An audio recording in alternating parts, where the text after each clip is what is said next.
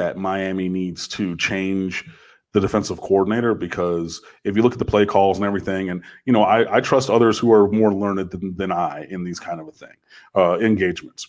Daniel Gould on Twitter, our guy Justin DeTavio have said things, like the defense is largely playing the same plays, calling the same plays, running the same things.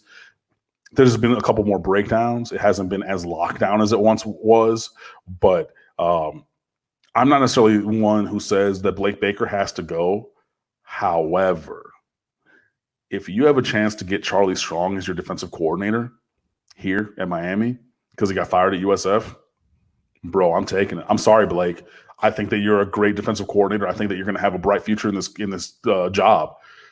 But Charlie Strong is a demonstrated lockdown recruiter. He's one of the better coordinators around. He's probably at the end of his career as a head coach. He's had 3-4 jobs. Probably not going to get on that horse again.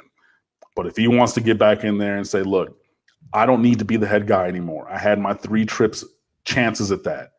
I just want to be the best defensive coordinator around. We're going to recruit our ass off. We're going to get even better talent than we already have, and we're going to whip ass. I'm sorry. Blake Baker got to go if you can make that happen. And I'm not sure that you can.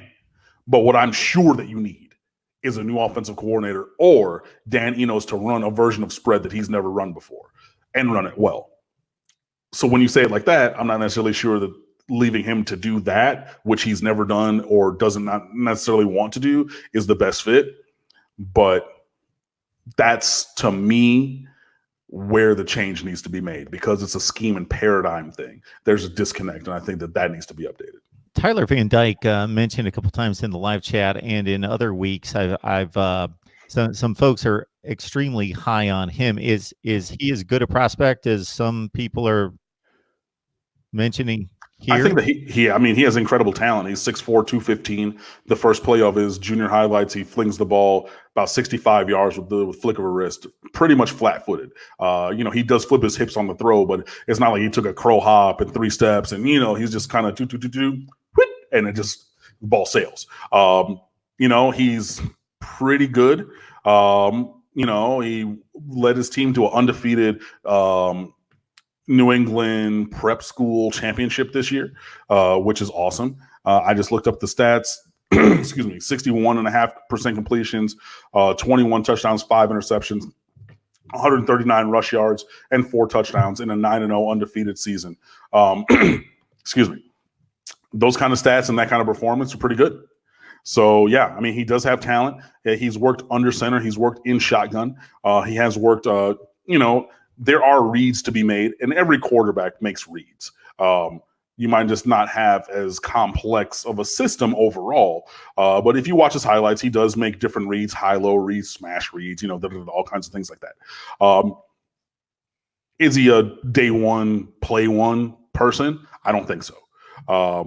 But I think that your quarterback room is made better by having a Tyler Van Dyke, and hopefully, maybe it could be as a freshman, a true freshman, because obviously neither Jaron Williams nor N'Kosi Perry have a 100% hold on the quarterback job. I think it might be a year or two down the line for him to be a player who could, potentially challenge to start. But insofar as, adding a talented quarterback, which again is recruiting rule number 1, you have to have a quarterback in every recruiting class. I think that you could do much worse than grabbing a Tyler Van Dyke. I think that he does have, probably a mid-level, not like a super low floor, but like a mid floor and a pretty decently high ceiling for, his development.